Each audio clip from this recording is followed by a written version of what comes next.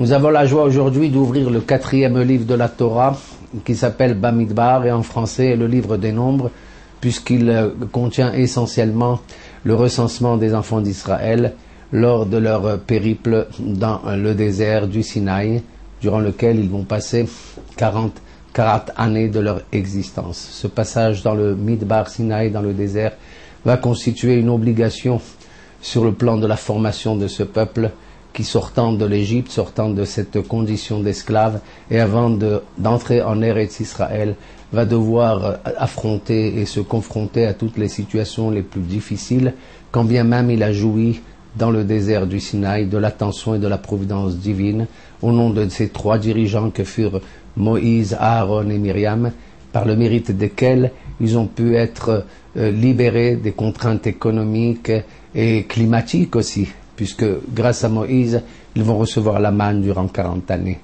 Grâce à Myriam, ils vont recevoir l'eau qui va étancher leur soif. Et grâce à Aaron, ils vont être protégés de toutes les intempéries, qui va niveler même devant eux le relief de ce désert qui apparemment a l'air d'être hostile. Mais en vérité, chers amis, Bamidbar Sinaï, c'est cette condition de l'être qui vit dans un lieu qui n'est pas le lieu de l'habitation humaine, qui n'est pas le lieu de la société à proprement parler. C'est un lieu, je dirais, intermédiaire. C'est un endroit qui, quelque part, favorise une certaine méditation, un certain recul, dans le temps comme dans l'espace, une espèce d'abandon vis-à-vis de Akadosh Baruch Hu. C'est ce que représente ce livre de Bamidbar. Et les prophètes ont suffisamment témoigné cette idée-là en disant Lechte chaharai Bamidbar be'eres lo zeru'a zacharti lach hesed ne'uraich ahavat kelulotayich. Je me souviens de l'origine et de la naissance de notre amour. Il a eu lieu dans ce lieu-là où justement la parole de Dieu puisse se faire entendre, où la parole de l'époux vis-à-vis de sa compagne, eh bien, est libérée de tous les parasites et de toutes les autres contraintes. Il est peut-être pas inutile de rappeler que le mot désert en hébreu Bamidbar provient de la même famille sémantique que le mot davar, la parole. La parole, c'est ce qui vient meubler quelque part un vide existentiel représenté par ce midbar. Voilà pourquoi nos maîtres nous disent que la Torah est représentée à la fois par le Esh, le Maïm et le midbar, par le feu, l'eau et le désert.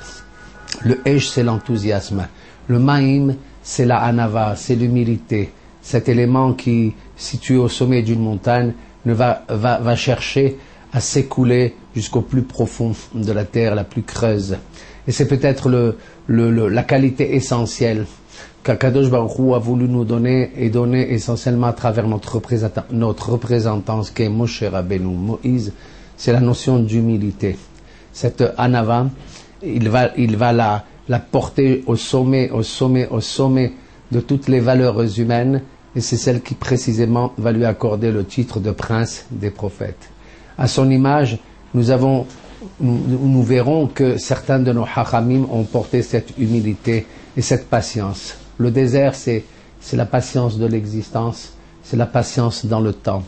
C'est ce regard-là que l'on porte sans aucune précipitation, mais aussi dans le besoin d'avancer et de progresser. Et nous avons à ce sujet l'image d'un de nos maîtres qui, comme Moïse précisément, il a vécu comme lui 120 ans, c'est Hillel Hazaken. Le célèbre Hillel qui fut marqué par cette valeur, par cette qualité qu'était la Hanava et cette patience. On raconte à son sujet qu'un jour 2 hommes avaient fait un pari dans lequel ils se promettaient de mettre en colère Hillel, et ce pari leur permettait de gagner 412. Ainsi cet homme-là se rendit dans la maison de Hillel un vendredi après-midi, veille de Shabbat tombant vers 18h, il arrive à 17h. Il sait très bien qu'Hillel à ce moment-là se prépare comme chacun d'entre nous à accueillir le Shabbat dans la propreté. Et Hillel se trouve naturellement dans sa salle de bain. C'était compliqué à l'époque, c'est pas comme de nos jours. Et du bas de la maison, il l'interpelle. sans aucun respect à la limite, en disant Mikan Hillel, est-ce qu'il est là, Hillel? Au lieu de dire Rabbi Hillel, Mikan Hillel.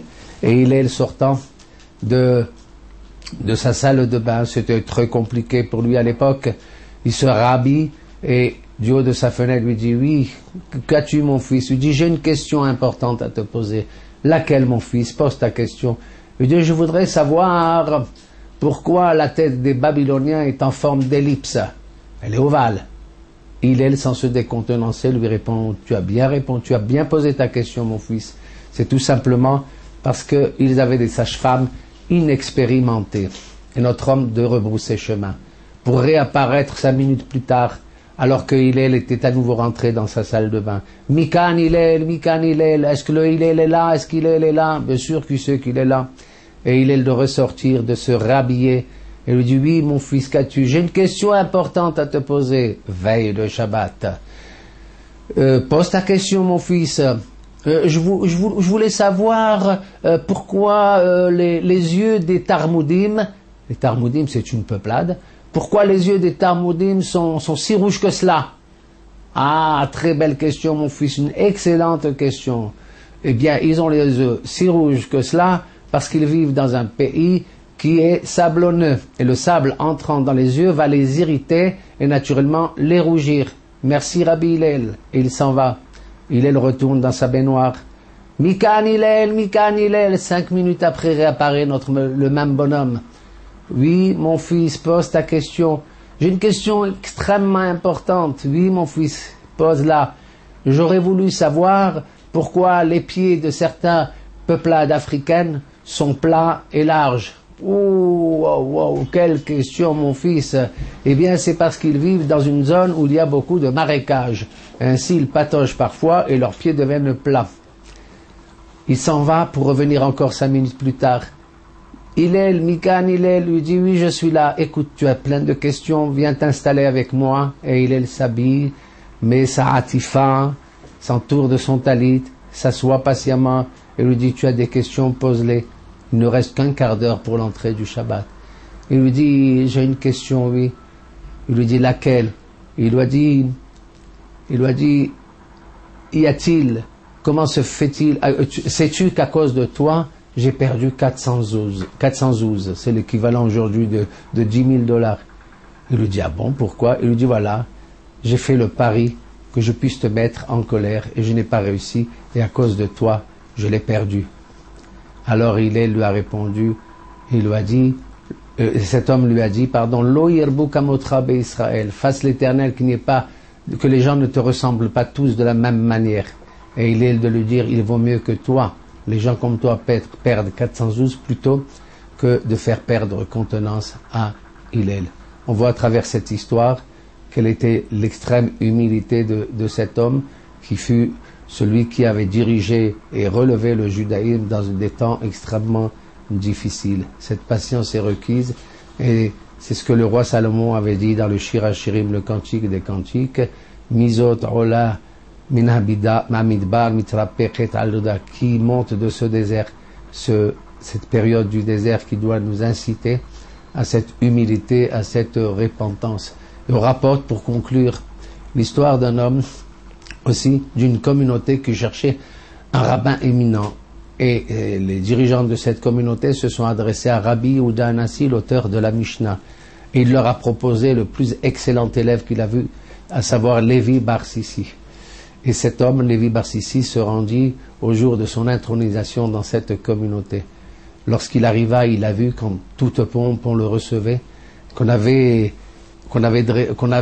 posé le tapis rouge, et ensuite on l'avait élevé au-dessus d'une estrade avec un siège magnifiquement constitué, et il s'est assis après avoir monté toutes les marches de la grandeur.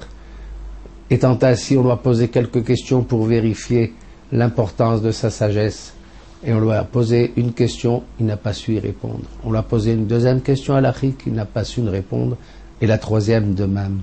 Alors naturellement, ils ne l'ont pas accepté. Lévi Bar Sissi est retourné voir Rabbi, et Rabbi de lui dire, dis-moi, qu'est-ce qui s'est passé? Pourtant tu es le meilleur de mes élèves. Il lui a dit, ils m'ont posé 3 questions, je n'ai pas su répondre. Il lui a dit, lesquelles? La première, une telle. il a su répondre. Alors, Rabbi lui dit, tu sais répondre. La seconde, il sait répondre. Tu sais répondre. La troisième, il a su répondre, tu sais répondre. Qu'est-ce qui s'est passé? Pourquoi tu n'as pas su répondre là-bas?